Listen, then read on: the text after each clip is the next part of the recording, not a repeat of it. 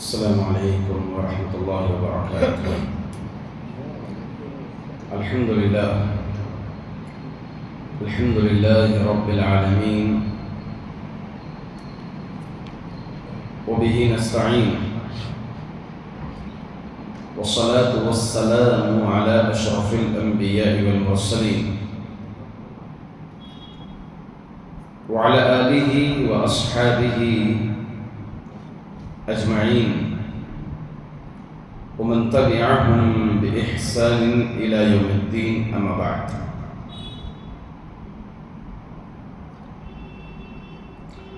فأعوذ بالله من الشيطان الرجيم من همزه ونفخه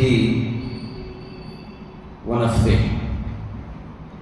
يا أيها الذين آمنوا كونوا قوامين بالقسط شهداء لله ولو على أنفسكم الآية. معزز حضرین، کتاب التوحید، اس کتاب کے دروس کا سلسلہ انشاءاللہ جاری رہے گا، اور یہ اس کی دوسری نشست قائم ہوئی ہے، مطلب دوسری مرتبہ یہ نشست قائم ہوئی ہے۔ پہلے درس میں ہماری گفتگو ہوئی تھی کہ توحید کا علم کیوں ضروری ہے، توحید زندگی میں اتنا امپورٹنٹ کیوں ہے۔ اس کے متعلق ہماری گفتگو کافی طویل چلی، بلکہ یہ کہا جائے کہ ہمارا موضوع مکمل تو نہیں ہوا، مگر اس میں سے کئی نقطوں پر پچھلے درس میں ہماری بات ہوئی تھی۔ اس سے ہٹ کر ایک انسان کو سمجھنا یہ چاہیے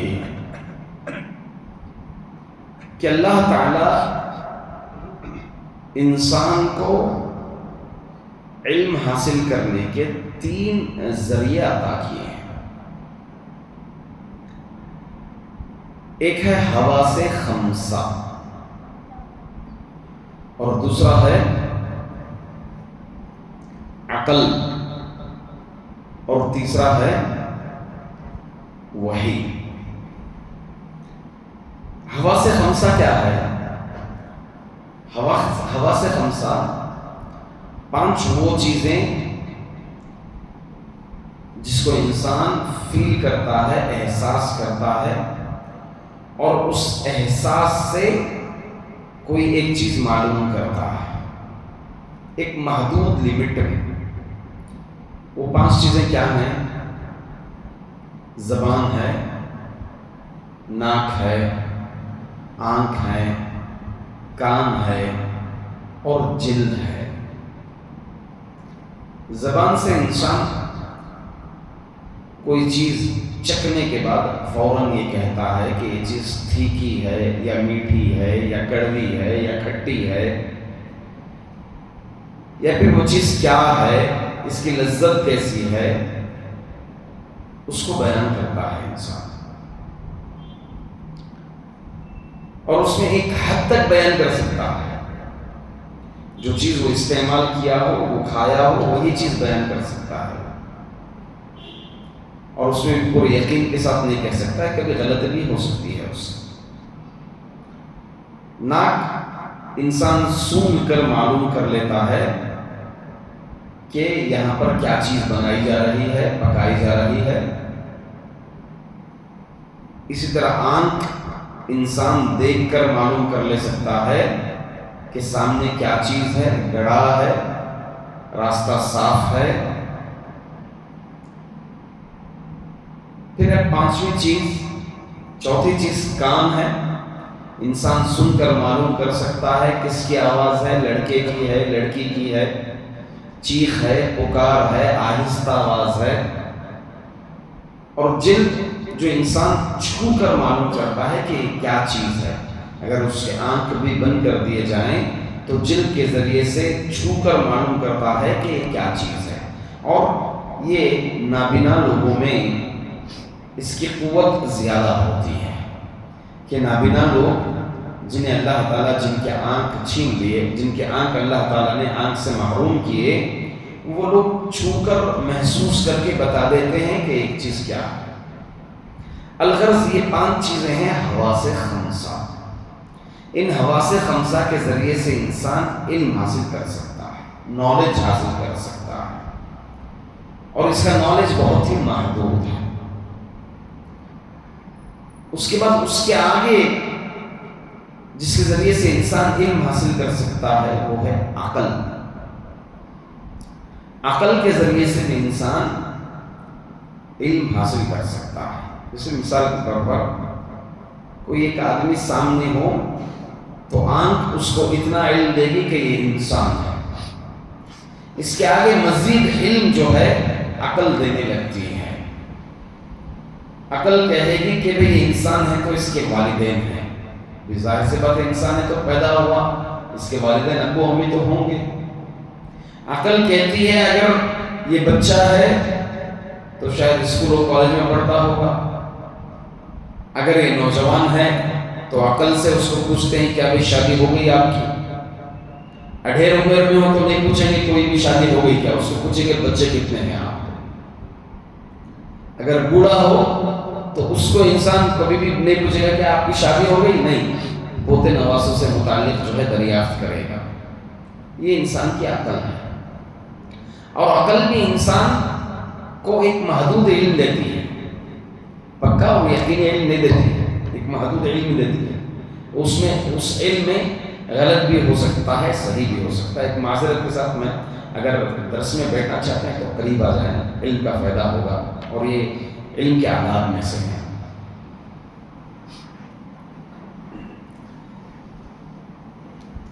تو میں کہہ رہا تھا کہ انسان کو عقل بھی ایک حد تک علم دیتی ہے، مگر جو ہے یہ علم جو انسان کو عقل کے ذریعے سے حاصل ہوتی ہے وہ کوئی پختہ علم نہیں دیتی، محدود ہی، وہ غلط بھی ہو سکتا ہے.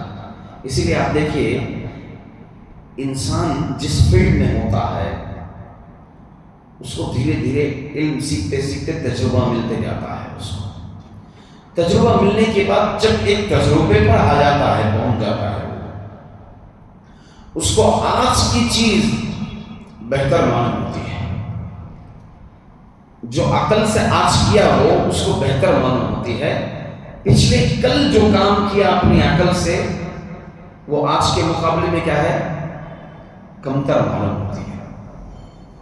اور اسی طرح عقل کی لمٹ بھی کیا ہے، اپنی اپنی فیلڈ میں ہے. اب ایک بلڈنگ تعمیر کرنے کے لیے صرف ایک عقل مند کی ضرورت نہیں ہوتی ہے، بلکہ اس میں کئی عقل مندوں کی ضرورت ہوتی ہے. وہاں الیکٹریشین چاہیے، پلمبر چاہیے، کارپینٹر چاہیے، میستری چاہیے، اور مزید ان کے ساتھ کئی ہیلپرز چاہیے. تو یہ تمام کئی عقلیں، انجینئر کی ضرورت ہے وہاں پر پلان دینے کے لیے، ہاں، وغیرہ وغیرہ وغیرہ. تو انسان کی عقل انسان کو پورا علم نہیں دیتی، بلکہ کئی عقلیں مل کر کے ایک علم دیتی ہیں، اور وہ بھی پوری تکمیل کے ساتھ نہیں ملتی. دیکھیں ایک بلڈنگ کھڑے ہونے کے بعد اگر وہاں پر دوسرا انجینئر آ جائے دیکھا تو سب ٹھیک ہے، یہ ایسا نہیں ہونا تھا. ایک کارپینٹر کا کام ہو تو دوسرا کارپینٹر آئے گا تو اس میں خامی بتائے گا کہ بھائی ایسا ہونا تھا، ایسا بنانا تھا اسے. ایک پلمبر کے کام کو دیکھ کر کے کہے گا کہ بھائی یہ کام ایسے ہونا تھا، اس کو ایسے فٹ کرنا تھا. تو یہ کیا ہے، انسان کی عقل ہے. اس عقل سے انسان مکمل ادراک نہیں کر سکتا. تو پہلا درجہ آتا ہے حواس خمسہ کا، پھر درجہ آتا ہے عقل کا، پھر عقل بھی جو ہے ایک محدود دائرے تک ہے. دیکھیں آپ آج کل کے کئی بزرگ کہتے ہیں بچوں کو دیکھ کر کے، آج کل کے بچوں کو، کہ آج کل کے بچے بہت ہوشیار ہیں، بہت چالاک ہیں. ایسی بات ہے؟ نہیں ہے، حقیقت میں ایسی بات نہیں ہے۔ اصل آج کا دور ترقی یافتہ دور ہے، ٹیکنالوجی کا دور ہے، کیونکہ بچوں کے ہاتھ میں بچپن ہی میں کیا آتی ہے، ٹیکنالوجی آ جاتی ہے۔ اس کو کھانا کھلانا ہے تو ٹیکنالوجی ہاتھ میں دے دی جاتی ہے، اس کو ویڈیو کوئی ڈال کر کے کھانا کھلایا جاتا ہے۔ اس کو بچپن ہی میں توجہ کرنے کے لیے فون بتا کر کے توجہ کرتے، ٹیکنالوجی بتائی جا رہی ہے اس کو۔ اب وہ بچپن میں ہاتھ میں آئے، آن آف بٹن کیسے، ساؤنڈ کیسے بڑھانا ہے، کیسے سلو کرنا ہے، وغیرہ وغیرہ، یہ بچے کر لیتے ہیں، اور بزرگ سمجھتے ہیں کہ ہمیں یہ چیز معلوم نہیں ہے، اور بچوں کو، آج کل کے بچوں کو معلوم ہے۔ عقل تو اتنی ہے انسان کی، مگر یہ زمانہ جیسے ٹیکنالوجی سائنس ترقی کرتے آ رہا ہے، اس لحاظ سے پہلے کے مقابلے میں، یعنی اگر کوئی آج کا انسان ایک میسج کسی کو دینا ہے تو وہ اگر اس کو خط لکھ کر کے پوسٹ آفس جائیں، پوسٹ آفس میں خط ڈالیں اور خط جو ہے اس کو پہنچنے کا انتظار کریں، تو لوگ کیا کہیں گے؟ اس کام کو کیا کہیں گے؟ یہ پاگل ہے یہ زمانہ اتنی ترقی کر لیا، دنیا کے کسی بھی کونے میں بیٹھ کر کے ویڈیو کال کر سکتے ہیں، انٹرنیٹ چالو کر لو، دنیا کے کسی بھی کونے میں کیا کھا رہا ہے، کیا پی رہا ہے، لائیو دیکھ کر کے کام کر سکتے ہیں، بات کر سکتے ہیں۔ یہ ایک میسج کے لیے خط تھوڑی لکھ رہا ہے، جبکہ پہلے کے دور میں ذریعہ کیا تھا؟ یہی ذریعہ تھا۔ تو انسان کی عقل دیکھیں، دن بدن وہ جو کام آج کرتا ہے کل کے کام کو کم سمجھتا ہے، اور آج کے کام کو وہ زیادہ سمجھتا ہے۔ اس طرح انسان کی عقل بھی مکمل ادراک نہیں کرتی، تجربہ کرتے کرتے کرتے زندگی سے چلا جاتا ہے، آخرکار انسان محتاج ہو جاتا ہے وہی کا، جس کے ذریعے سے انسان اپنی مقصد زندگی کو معلوم کر سکتا ہے۔ کس کے ذریعے سے؟ وہی کے ذریعے سے، عقل کے ذریعے سے نہیں معلوم کر سکتا، اس کا ادراک نہیں ہو۔ عقل تو مختلف باتیں کہیں گی،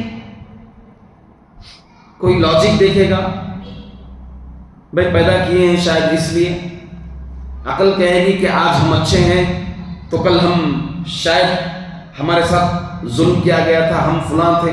جس طرح سے عقائد جو انسان کے ہیں، عقل سے جو عقیدہ انسان حاصل کرتا ہے، تو مختلف عقیدے ہیں۔ یہاں آخرکار انسان محتاج ہو جاتا ہے کس کا؟ وہی کا۔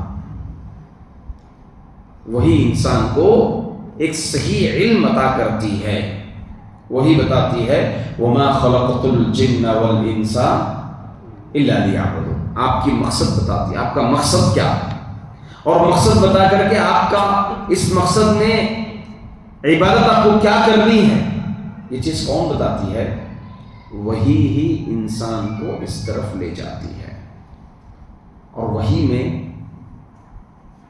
جو سب سے پہلا درجہ اور اہم اللہ تعالیٰ کو جو مطلوب ہے وہ کیا ہے؟ توحید ہے۔ توحید اللہ تعالیٰ کو سب سے اہم اور امپورٹنٹ یہی توحید ہے۔ انسان کچھ اعمال کرے نہ کرے، توحید پر اگر قائم رہا ہو، کمی پیشی کی ہو، مگر اس توحید کے بدلے اللہ تعالیٰ آخر کا جنت میں ضرور ڈالے گا۔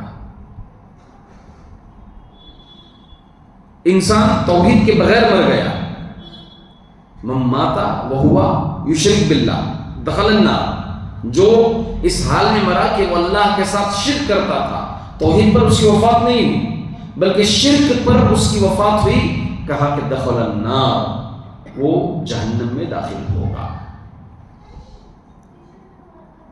تو عقیدہ توحید انسان کے لیے بہت ہی امپورٹنٹ ہے، اور یہ چیز حاصل ہوتے ہیں انسان کی عقل اور حواس سے نہیں، بلکہ یہ چیز حاصل ہوتی ہے انسان کو وحی کے ذریعے سے۔ الغرض آج جو ہم جانیں گے انشاءاللہ العزیز شیخ محمد بن عبد الوہاب رحمۃ اللہ علیہ کی سیرت اور ان کی دعوت کے پر اثر نتائج۔ ہم شیخ محمد بن عبد الوہاب رحمہ اللہ علیہ کی سیرت یا تاریخ کیوں پڑھیں؟ سوال کیوں جانے ہم؟ اس طرح جو پہلے کے بزرگان ہیں، علماء دین ہیں، ان کی سیرت کو ہم کیوں کر جانیں؟ کیونکہ جواب میں ہی دیتا ہوں، کیونکہ یہ اللہ تعالیٰ کا اسلوب ہے، یہ قرآن کا اسلوب ہے۔ اللہ نے قرآن کریم میں انبیاء کا ذکر کیا، انبیاء کا ذکر کرتے ہوئے آگے فرمایا لَقَدْ كَانَ فِي قَصَصِهِمْ عِبْرَةٌ لِأُولِي الْأَلْبَابِ، ہم انبیاء کے قصوں میں، انبیاء کے واقعات میں عبرت رکھے ہیں، کس کے لیے؟ عقل مندوں کے لیے۔ اور فقط اللہ تعالیٰ انبیاء کے واقعات اور انبیاء کے قصوں کے علاوہ مزید ایسی شخصیات کے قصے ذکر کیے ہیں جو مومنوں کے لیے عبرت ہے، مومنوں کے لیے ان کی زندگیوں میں نصیحت ہے۔ جیسے حضرت لقمان حکیم کا قصہ نقل فرمایا ہے اللہ تعالیٰ۔ حضرت لقمان حکیم اپنے بیٹے کو کس طرح نصیحت کرتے تھے، شرک سے کس طرح اپنے بچے کو بچاتے تھے، اور توحید کی طرف کس طرح اپنے بچے کو ترغیب دلائی، عبادت کی طرف کیسے حکم دیا، اخلاق کی طرف کیسے حکم دیا، بد اخلاقی اور برے اخلاق سے بچنے کی کس طرح سے آپ نے تاکید کی، اور ساتھ ساتھ میں امر بالمعروف اور نہی عن المنکر، اور اس پر آنے والی اذیتوں اور اس پر آنے والی مصیبتوں آفتوں اس پر کیسے صبر کیا جائے، یہ حضرت لقمان حکیم علیہ السلام نے اپنے بیٹے کو نصیحت فرمائی۔ اور اللہ تعالیٰ کو یہ نصیحت اتنی پیاری لگی کہ اللہ تعالیٰ قرآن کریم میں اس کا ایک حصہ ہی بنا دیا ہے، ایک رکوع پر مشتمل۔ اسی طرح مختلف آپ واقعات دیکھ لیجئے، اصحاب کہف، ان کی زندگی وہ توحید پر جس طرح جمے رہے، قائم رہے، اتنی آفتوں مصیبتوں سے دوچار ہو کر بھی صبر کرتے ہوئے کیسے وہ توحید پر قائم رہے، اور نتیجے میں اللہ تعالیٰ نے ان کو کیا انعامات سے نوازے، اس کا بھی قصہ ہے کہف میں۔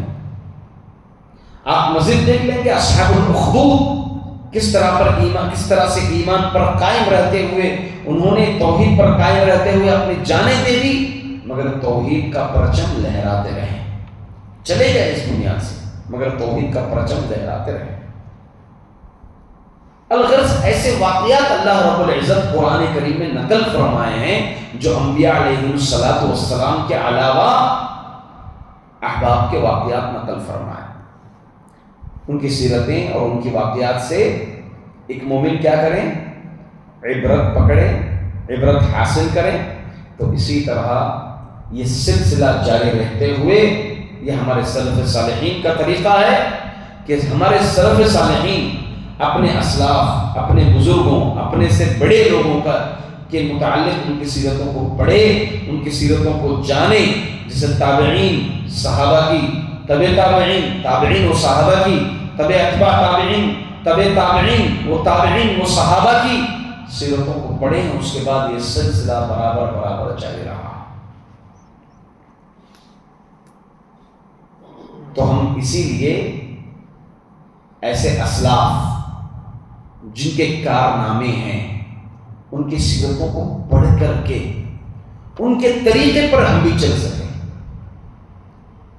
سلف صالحین، سلف کس کو کہتے ہیں عربی زبان میں؟ سلف کا معنی ہے گزرا ہوا، گزرا ہوا، اس کو کہتے ہیں سلف، لغوی اعتبار سے اس کا معنی۔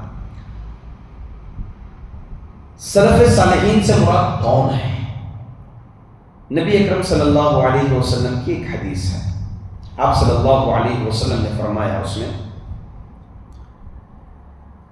خیر الناس قرنی ثم الذین یلونہم ثم الذین یلونہم ثم الذین یلونہم۔ راوی کہتے ہیں اذکر مرتين او ثلاث، اللہ کے رسول صلی اللہ علیہ وسلم فرماتے ہیں سب سے بہترین زمانہ میرا زمانہ ہے۔ میرا زمانہ سے کون سا زمانہ؟ رسول اللہ صلی اللہ علیہ وسلم کے زمانے میں کون تھے؟ صحابہ، بہترین زمانہ۔ اور اس کے افراد، اس زمانے میں رہنے والے افراد صحابہ، یہ سب سے بہترین لوگ ہیں۔ خیر الناس قرنی، میرے زمانے کے لوگ بہتر ہیں۔ زمانے سے مراد میرے زمانے کے لوگ بہتر ہیں، لوگوں کی فضیلت ہے یہاں پر، زمانے سے زیادہ لوگوں کی فضیلت ہے۔ ثم الذین یلونہم، پھر ان کے بعد کے دور کے کون؟ تابعین. ثم الذین یلونہم، پھر کہا آپ نے. تو راوی حدیث کہتے ہیں کہ میں اللہ کے رسول صلی اللہ علیہ وسلم 2 یا 3 مرتبہ کہا کہ اس کے بعد کا زمانہ، اس کے بعد کا زمانہ، اس کے بعد کے زمانے کے لوگ. الغرض کچھ علماء نے قید یہ باندھی ہے کہ سلف صالحین وہ ہیں جو صحابہ، تابعین، تبع تابعین. کچھ نے مزید ایک اور زمانہ آگے بڑھایا ہے، مگر اس میں مزید تعریف کرتے ہوئے یہ بتاتے ہیں کہ صحیح تعریف صحابہ، تابعین، تبع تابعین، اس کے بعد کے لوگ بھی سلف ہو سکتے ہیں، شرط یہ ہے کہ یہ ان سے مخالفت نہ کریں. جیسے علامہ ابن القیم رحمۃ اللہ علیہ کس دور کے؟ تابعین، تبع تابعین میں سے شمار نہیں ہوتے. امام بخاری رحمۃ اللہ علیہ بعد کے ہیں. اسی طرح سے آپ دیکھتے ہوئے مزید علماء، امام احمد بن حنبل، مزید بے شمار لاکھوں تعداد میں جو سلف ان سے گزرے، ابن تیمیہ لے لیں آپ، شیخ بن باز لے لیں آپ، اسی طرح امام البانی رحمۃ اللہ علیہ لے لیں آپ، مختلف علماء کرام، مسلم رحمۃ اللہ، احادیث کی کتابیں لکھنے والے، حدیث کی کتابیں لکھنے والے وغیرہ وغیرہ، اگر تعداد لے لیں گے تو لاکھوں سے اوپر تعداد چلی جاتی ہے. وہ تمام سلف ہو سکتے ہیں، شرط کیا ہے؟ منہج میں ان سے اختلاف نہ کیا. کس میں؟ منہج میں ان سے اختلاف نہ کیا ہو، اصولوں میں ان سے اختلاف نہ کیا ہو. اگر اصولوں میں ان سے اختلاف کیے ہوں تو وہ ہمارے لیے سلف نہیں ہو سکتے. تو اس اعتبار سے محمد بن عبد الوہاب رحمۃ اللہ علیہ ہمارے سلف ہیں. اگر ہم ان کی سیرت کو پڑھیں گے تو ہم ان کی اقتدا کریں گے. ان کا طریقہ، ان کی زندگی میں جو چیزیں رونما ہوئی ہیں، وہ زندگی، ان کا منہج دعوت، ان کا منہج عبادت، ان کا منہج، ان کا طریقہ کار، ان کی حکمتیں، یہ تمام چیزیں ہمارے لیے عبرت ہو سکتی ہیں اور ہم ان کی اقتدا کر سکیں گے.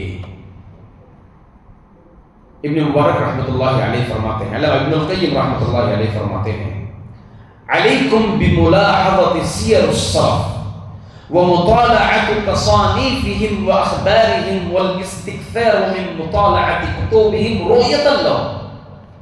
فرماتے ہیں اپنے شاگردوں کو نصیحت کرتے ہوئے کہ تم سلف صالحین کے سیرتوں کو لازم پکڑو، ان کی تصانیف کا مطالعہ کرو، ان کی زندگیوں کو جانیں اور کثرت سے ان کی کتابوں کا مطالعہ کریں. کثرت سے ان کی کتابوں کا مطالعہ کرنا گویا یہ ان کی زندگی آپ کے سامنے آنے کے برابر ہے. آپ کے لیے گویا ایک اقتدا کے لیے ایک بہترین پہلو ہو جائے گا. اب دیکھیں اکثر ہمارے سلف صالحین میں جیسے محمد بن عبد الوہاب رحمۃ اللہ علیہ خود امام البانی کی کتابوں کو کثرت سے پڑھا ہے. آپ نے امام البانی رحمۃ اللہ علیہ اور ابن تیمیہ رحمۃ اللہ علیہ کی کتابوں کو کثرت سے پڑھا ہے.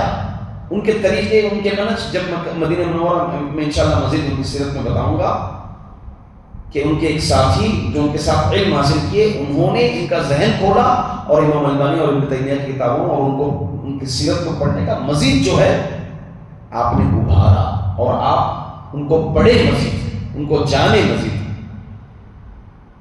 اسی طرح سے ہمارے سلف کی سیرتوں کو پڑھنے سے ان سے محبت لازم ہوتی ہے. ان کے تعلق سے ہمارے دلوں میں کیا آتی ہے؟ محبت. کون سی محبت؟ ایمانی محبت. اور یہ اللہ اور اس کے رسول سے محبت کی دلیل ہے، کیونکہ محبت اللہ سے، محبت بھی ایک عبادت ہے. محبت کی قسمیں ہیں، محبت کی قسمیں ہیں. محبت عبادت، اور ایک محبت ہے جو بیوی سے محبت ہوتی ہے، اور ایک محبت ہے جو فطری محبت ہے، بچوں سے محبت، شفقت والی محبت ہوتی، اور ایک محبت ہوتی ہے والدین سے ہوتی ہے. وہ کون سی محبت ہوتی ہے جو والدین سے ہوتی ہے؟ وہ عزت والی، توقیر والی محبت ہوتی ہے. الگ الگ یہ طبعی محبتیں الگ الگ مختلف ہوتی ہیں. یہ جو محبت ہے سلف سے، ایمانی محبت، ہماری آپس میں محبت ایمانی محبت ہے، تو یہ اللہ سے محبت کی دلیل ہے۔ اللہ سے محبت کیا ہے؟ اللہ کی شریعت سے محبت ہونا، اور اس کی شریعت کو اپنانے والوں سے محبت جو کرتے ہیں ان سے محبت ہونا، یہ ہے اللہ سے محبت کی دلیل۔ دیکھیں ایک صحابی آتے ہیں، رسول اللہ صلی اللہ علیہ وسلم سے پوچھتے ہیں، یا رسول اللہ متی الساعہ، اللہ کے رسول قیامت کب آئے گی؟ تو اللہ کے رسول صلی اللہ علیہ وسلم نے کہا وَمَاذَا أَعْدَدْتَ لَهَا، قیامت سے متعلق پوچھ رہے ہو، تم نے اس کی کیا تیاری کی؟ تو آدمی نے کہا قال اللہ، کچھ تیاری نہیں کی خاص، کچھ خاص تیاری تو نہیں کی، مگر ایک بات ہے، الا انی احببت اللہ ورسولہ، اور انی احب اللہ ورسولہ، مگر ایک بات ہے کہ میں اللہ اور اس کے رسول سے میں محبت کرتا ہوں۔ تو اللہ کے رسول صلی اللہ علیہ وسلم نے فرمایا قال فإنك مع من أحببت، تم لوگوں کے ساتھ ہوگا جس سے تم محبت کرتا ہے۔ تو یہاں پر حضرت انس رضی اللہ عنہ فرماتے ہیں فما خرجنا فما فرحنا بشيء بعد الاسلام، فرماتے ہیں یہ بات جب سے میں سنا، میرے اسلام لانے کے بعد سے سب سے زیادہ جو یہ بات حدیث ہے مجھے جتنا خوش کی، کوئی اور چیز مجھے خوش نہیں کی۔ اللہ اکبر۔ اس لیے اللہ کے رسول صلی اللہ علیہ وسلم نے فرمایا کہ لوگ دنیا میں کسی کو آئیڈیل بناتے ہیں، فیشن میں، اپنے لائف اسٹائل میں، ہاں، کپڑے پہننے میں، بال رکھنے میں، اور اسی طرح سے دیگر کھانے پینے میں، لائف اسٹائل میں۔ اسی لیے اللہ کے رسول صلی اللہ علیہ وسلم نے فرمایا من تشبہ بقوم فہو منہم، جو کسی قوم کی تشبیہ اختیار کرے گا، ان کو اپنی زندگیوں میں لائے گا، وہ انہی کے ساتھ ہوگا۔ تو انسان کو چاہیے کہ وہ اپنے سلف صالحین سے محبت رکھیں، وہ علماء اکرام جو ہمارے سلف رہے ہیں ان سے محبت رکھیں، ان کی سیرتوں کو پڑھیں، اور ان کے طریقے جس طرح لائے عمل اپنی زندگی میں انہوں نے گزارا، جس طرح حکمتیں اپنائی، جو منہج انہوں نے اختیار کیا صحابہ کا منہج، شرط یہ ہے کہ جہاں بطور انسان جہاں ان سے کوتاہیاں ہوئی ہیں اس کو نظر انداز کر کے، اس کو نظر انداز کر کے اس اقتداء پر ہمیں بھی چلنا چاہیے۔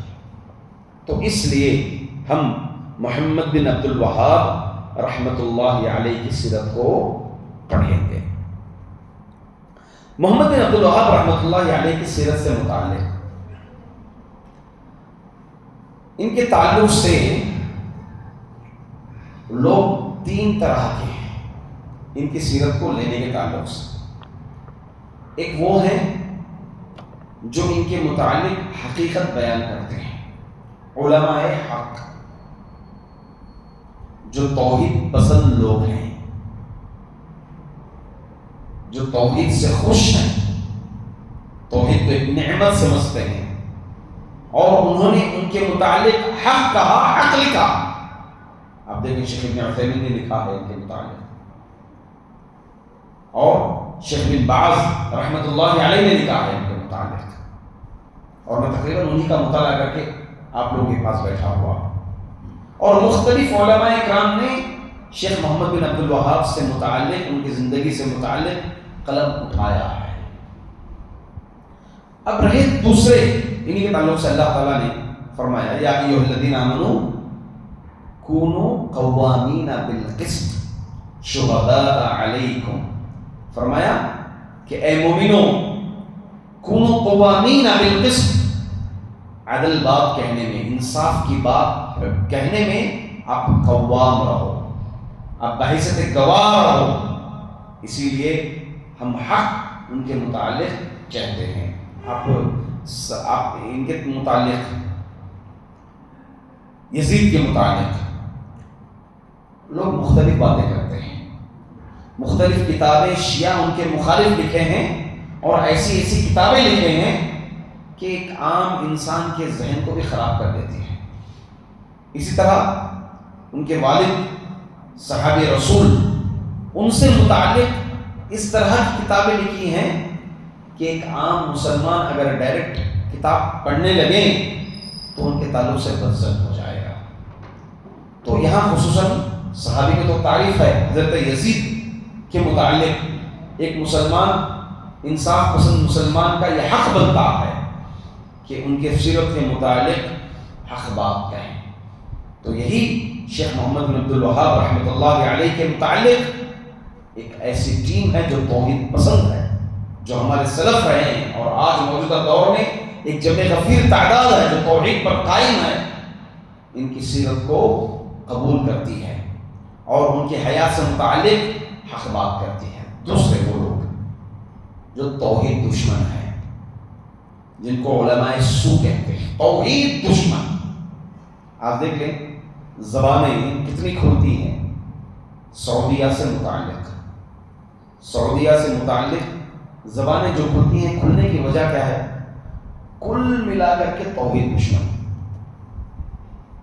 وہاں اگر سامنے سے ایک کالی چونٹی بھی جاتی ہے تو سعودی سے متعلق زبانیں شروع ہو جاتی ہیں، کلام شروع ہو جاتا ہے، میڈیا بڑبڑانے لگ جاتا ہے، میڈیا بڑبڑانے لگ جاتا ہے، اور یہاں خود کا گھر اندھیرا۔ اللہ اکبر، یقیناً غلط ہوا ہے۔ وہاں پر تھیٹر آئے ہیں، عورتوں کو جو ہے ٹریننگ کا موقع ملا ہے، اور ایسا نہیں کہ علماء جو ہے خاموش رہے ہوں، وہاں پر علماء نے اس پر کلام کیا ہے، اس کے مخالف گفتگو کی ہے، لکھا ہے۔ آج کے موجودہ دور کے علماء، مفتیان نے لکھا ہے، کہا ہے اپنے دروس میں، مگر اسی ایک غلطی کو لے کر کے ان کی جو 90% اچھائیاں ہیں، سب سے بڑی اچھائی کیا ہے؟ توحید ہے ان کے پاس۔ اس ملک میں توحید ہے، جو کہ توحید دشمن کو یہ توحید پسند نہیں آتی۔ یہ محمد بن عبد الوہاب رحمۃ اللہ علیہ کے دعوت کا اثر ہے، جو آج تک عرب کنٹری، سعودی نہیں فقط بلکہ عرب کنٹریوں میں الحمدللہ ثم الحمدللہ آج تک بھی اس کا اثر یہاں تک کہ آج فرقہ اہل حدیث، فرقہ نہیں کہیں گے اس کو بلکہ اہل حدیث جماعت، جو آج مزید بڑھ رہی ہے الحمدللہ، اس کے بڑھنے کے اسباب کئی ہیں۔ اس میں سے ایک اہم اسباب میں سے ایک بات بول رہا ہوں میں، سعودی عرب میں آج ہندوستان میں ہو، دنیا کے مختلف کونوں کونوں میں آج اہل حدیث جو تعداد بڑھ رہی ہے، اس کی وجہ کیا ہے؟ اہم وجہ سعودی عرب کا بھی بہت بڑا رول ہے۔ ایک طرف تو طلباء علم کو بلا کر مختلف دنیا سے علم دے کر بھیج رہا ہے، توحید دے کر بھیج رہا ہے، دوسری طرف وہاں پر جانے والے بطور جاب، نوکری کے جانے والوں کو بھی، جانے والوں میں بھی ایک ایسا اثر چھوڑ رہا ہے توحید کا کہ ایک بدعتی گھرانے کا، ایک مشرک گھرانے کا، ایک کافر گھرانے کا انسان وہاں جاتا ہے اور وہاں ایک عالمی سطح پر توحید سے متعلق، عقیدے سے متعلق اس کا ایک ذہن کھلتا ہے۔ یہاں پر ہمارے پاس انسان پتہ نہیں کوئی گائے ماتا کو لے کر کے بیٹھا ہے، کوئی پتھر کو لے کر کے بیٹھا ہے، کوئی درخت کو لے کر کے بیٹھا ہے، کوئی فلاں چیز کو لے کر کے تبرک لگا کر بیٹھا ہے، کوئی سورج کے پیچھے پڑا ہے، کوئی چاند کے پیچھے پڑا ہے، کوئی جو ہے پتہ نہیں قبروں کو بنا کر کے بیٹھے ہوئے ہیں۔ یہاں ایسی کوئی چیز نہیں نظر آ رہی۔ چھوٹے بچے کے زبان پر، چھوٹے بچے کے زبان پر، اللہ اکبر، کیا بتایا جائے۔ ایک بہت پیاری ویڈیو جو واٹس ایپوں میں وائرل ہوتی ہے، چھوٹے بچے 7 سال کا، 8 سال کا، 9 سال کا، اسی کے درمیان 2-3 بچے مل کر کے ایک فلپین کرسچین کو جو ہے کھڑے جو ہے 3 بچے ایسے ہی، وہ بھی ٹہلنے گئے تھے، یہ بھی ٹہلنے گئے تھے، پتہ نہیں اللہ تعالیٰ ان کے دل میں جذبہ کہاں سے ڈالا، کیسے ڈالا۔ اللہ اکبر، ایک چھوٹی ویڈیو جو ہے وائرل ہو گئی، اس کو سمجھا رہے ہیں کہ عیسیٰ علیہ السلام کیسے خدا کے بندے ہو سکتے ہیں۔ قل هو اللہ احد اللہ الصمد لم یلد ولم یولد، وہ سمجھا رہے ہیں بچے۔ یا اخی کیف لم یلد ولم یولد کیف یکون اللہ، وہ خدا کیسے ہو سکتا ہے جو خود جنے، جو جن جائے، جو بچہ، وہ خدا کیسے ہو سکتا ہے؟ خدا کسی کا محتاج نہیں ہوتا. اگر کوئی بچہ پیدا ہوا تو وہ محتاج ہو گئے، وہ خدائیت اس کے اندر نہیں ہوتی. کیا نتیجہ ہے؟ محمد بن عبد الوہاب رحمۃ اللہ علیہ کا دعوت کا اثر ہے. وہاں کا ایک فقیر، اللہ اکبر، ایک فقیر کے اندر توحید کس طرح سمائی ہوئی ہے. ایک فقیر جب مانگنے کے لیے آتا ہے، ایک بھائی کے پاس مانگنے کے لیے آتا ہے، کہتا ہے خدا نے تجھے جو دیا، اللہ نے تجھے جو نعمت دی وہ نعمت مجھے دی. بابا پیسے دے دے، یہاں بولتے بابا پیسے دے دے، بابا کچھ دے دے کھانے کے لیے. وہاں کا مانگنے میں بھی، بھیک مانگنے میں بھی توحید ہے وہاں پر. اللہ اکبر. ایک فقیر آ کر کے بھیک مانگتا ہے، اللہ نے تجھے جو نعمت دی ہے، جو حق دیا ہے، اس میں میرا بھی حق مجھے بھی دے دے. اللہ نے تجھے جو دیا ہے وہ مجھے بھی دے دے. اللہ اکبر. یہ توحید کا نتیجہ ہے. یہی چیز توحید دشمن کو سما نہیں جاتی، برداشت نہیں کرتا اس کو. محمد بن عبد الوہاب رحمۃ اللہ علیہ کے خلاف پتہ نہیں ان کے عقیدے کے خلاف کیسی کیسی باتیں کی ہیں، اور اس طرح نام دے دیا گیا ہے وہابی دین، جو ایک نام سے مشہور ہے وہابڑے. جو بھی توحید کی بات کریں ان کو کہتے ہیں وہابڑے. اور اس سے ہٹ کر کے میں ایک بات کہوں، یہ نام کی نسبت بھی یہ کہتے ہیں کہ دشمن کی زبان سے حق نکلنا خود یہ حق ہونے کی دلیل ہے. وہابی کیا معنی ہے؟ وہابی، الوہاب کس کا نام ہے؟ اللہ. وہابی اللہ کے، سبحان اللہ، وہابی اللہ کے، جس کو وہابڑے کہا جاتا ہے وہ اللہ کے. ہم اللہ کے ہی ہیں سب، اللہ کے ہی ہیں سب.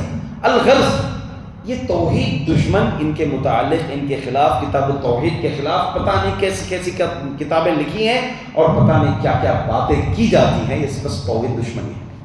جو سعودی عرب کے خلاف جو زبان کھولی جاتی ہے وہ توحید دشمنی ہے. سب سے پہلی وجہ ہے اس کے متعلق زبان کھولنے کی توحید دشمنی، جس کی زد میں ہمارے نوجوان بھی جو ہے آ جاتے ہیں، ہمارے نوجوان بھی آ جاتے ہیں جس کی زد میں. خیر مزید اس پر انشاءاللہ العزیز وقت جیسے جائے گا کلام اس پر ہوتا رہے گا. تیسری چیز، وہ لوگ جو اس معاملے میں ثبوت اختیار کر رہے ہیں. تو بہرحال پہلا وہ طبقہ جنہوں نے محمد بن عبد الوہاب رحمۃ اللہ علیہ کے ان کے متعلق حق بات کہی ہے. محمد بن عبد الوہاب رحمۃ اللہ علیہ، ان کی پیدائش ایک شہر عیینہ وہاں پر پیدا ہوئے. اب اکثر ہمارے اردوان عینیہ پڑھتے ہیں، اس کو عیینہ ہے. اس شہر کا نام عیینہ ہے، اور آج بھی سعودی عرب کا وہی نام، وہ قبیلہ، وہ گاؤں، وہ شہر اسی نام سے مشہور ہے، قبیلہ عیینہ. اس وقت چونکہ آج ایک کنٹری بن گئی ہے سعودی عرب. جیسا کہ ہندوستان بھی ایک کنٹری ہے، انڈیا ایک کنٹری ہے، پاکستان ایک، مختلف کنٹریاں ہیں. تو اب یہ ان کی پیدائش 1115 ہجری میں 1115. اور کچھ مزید دیگر روایتوں میں کچھ یہ بھی قول مشہور ہے کہ 4 یعنی 1111 میں ان کی پیدائش ہوئی، مگر صحیح قول کے مطابق 1115 ہجری میں محمد بن عبد الوہاب رحمۃ اللہ علیہ کی پیدائش ہوئی. اب یہاں پر رحمہ اللہ علیہ سے متعلق ایک عقدی غلطی عموماً ہمارے پاس ہوتی ہے. وہ یہ کہتے ہیں مرحوم. آپ دیکھیں ہوں گے رقوں میں بھی لکھا جاتا ہے، اور اسی طرح سے رسیدیں جو نکالی جاتی ہیں، جو انتقال کر گئے ہیں ان سے متعلق لکھا جاتا ہے مرحوم. تو یہ ہرگز نہیں لکھانا چاہیے، نہیں لکھانا چاہیے، اور یہ بڑی عقیدے کی غلطی ہے. مرحوم کے معنی کیا ہیں؟ جس پر اللہ رحم کیا ہوا ہے. مینس ہم ایک ایسی گفتگو کر رہے ہیں جو اللہ تعالیٰ اپنے علم میں رکھا ہے.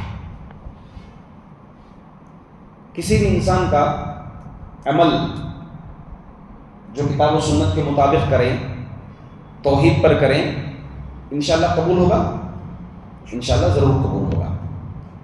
مگر یہ عمل قبول ہو گیا، اس کا علم کس کے پاس ہے؟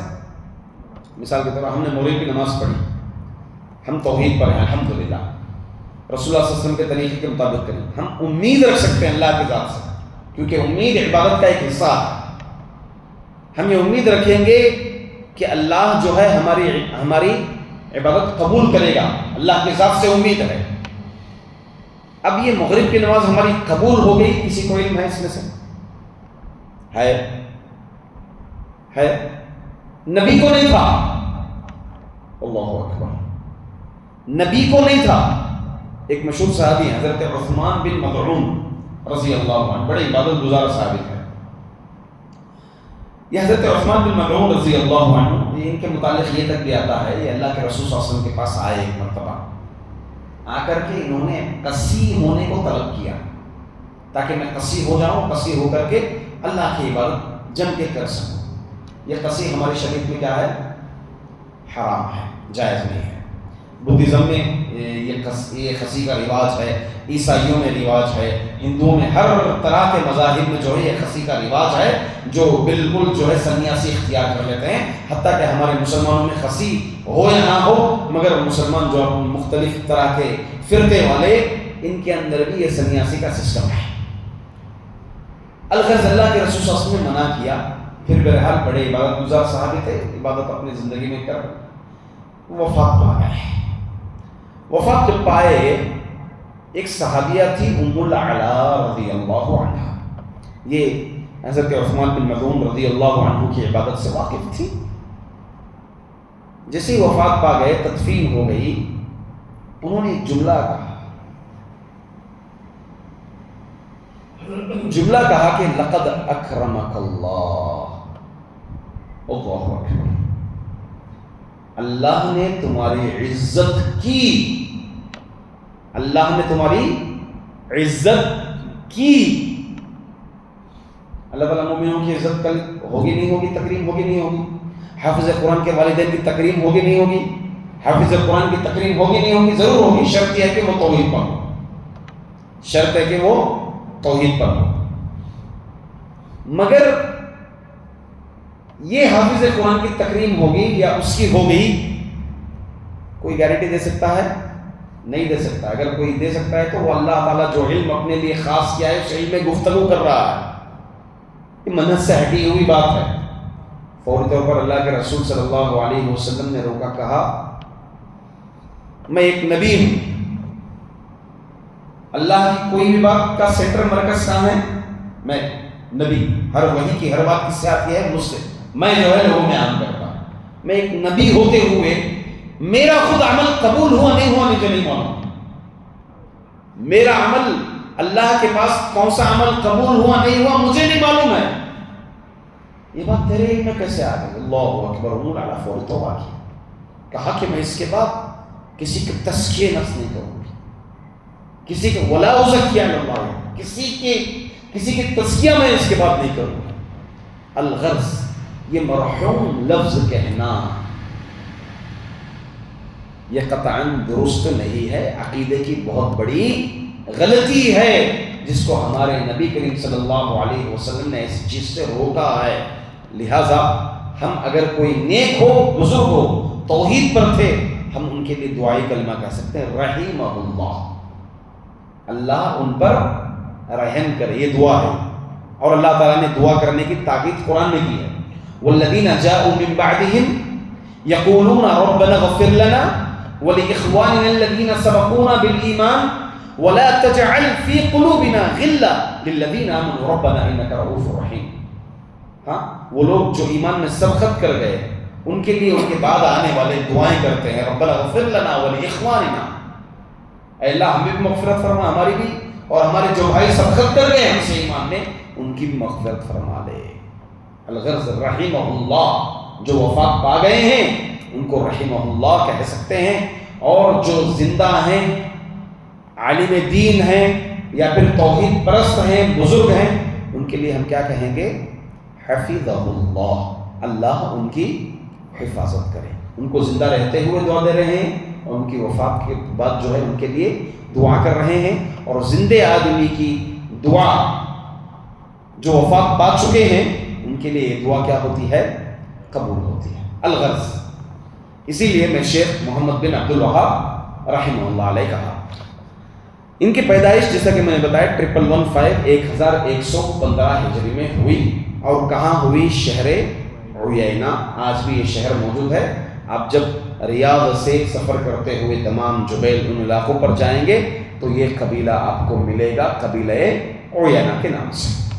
پہلے کا دور جو تھا وہ قبیلوں میں بٹا ہوا تھا، جس طرح نبی اکرم صلی اللہ علیہ وسلم کے دور میں قبیلے بٹے ہوئے تھے. نہیں، یہ مکہ المکرمہ کی پوری تاریخ آپ دیکھ لیجیے. اسماعیل علیہ السلام اور ان کی والدہ جب گئی، ہاجرہ گئی، اس کے بعد جو ہے یمن سے قبیلہ آیا، پھر دھیرے دھیرے نسلیں بڑھتی گئی تو لوگ کیا ہے قبیلوں میں تقسیم ہوتے تھے. 2 بھائی، ایک باپ ہے تو ایک قبیلہ ہے، ایک قبیلہ، اس کے 2 بیٹے ہیں، 3 بیٹے ہیں، 3 بیٹے، اس کا خاندان بڑھتے گیا. یہ خاندان جو ہے وہاں آباد ہونے لگا تو اس خاندان سے یہ قبیلہ اس باپ سے ہی مشہور ہو گیا، اور یہ قبیلہ جو ہے اس باپ سے نام سے مشہور ہو گیا.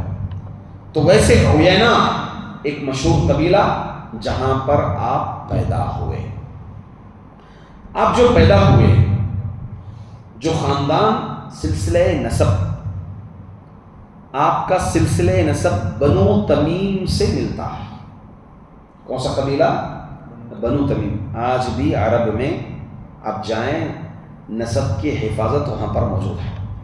اللہ تعالیٰ قرآن میں کیا فرمایا؟ یا ایھا الناس انا خلقناکم من ذکر و انثی وجعلناکم شعوبا وقبائل لتعارفوا. اے انسانوں، ہم نے تم کو ایک مرد و عورت سے پیدا کیا اور پھر تمہارے قبیلے بنائے، خاندان بنائے، تاکہ تم ایک دوسرے کو، ان خاندانوں کے روح سے تم ایک دوسرے کو پہچان سکو. یہ عرب میں ماحول آج بھی موجود ہے. یہ ہمارے پاس ہندوستان میں اتنا نسل کی سلسلے نسب کا شجرہ ہمارے پاس موجود نہیں ہے. باپ دادا کا نام بہت سے مشکل سے جانتے ہیں، پردادا کا نام تو جانتے ہی نہیں ہمارے پاس. وہاں عرب میں آپ دیکھیں شجرہ پورا موجود ہے. کوئی صحابی کے خاندان سے تو پورا شجرہ موجود ہے، وہ صحابی تقلید کا. تو محمد بن عبد الوہاب رحمۃ اللہ علیہ قبیلے بنو تمیم خاندان سے اس کا تعلق ہے، ان کا تعلق ہے. بنو تمیم خاندان کیا ہے؟ اس کی فضیلت حدیث شریف میں آئی ہے. چنانچہ حضرت ابو ہریرہ رضی اللہ عنہ راوی ہیں اس کے. وہ فرماتے ہیں ما زلت احب بنی تمیم منذ سمعت.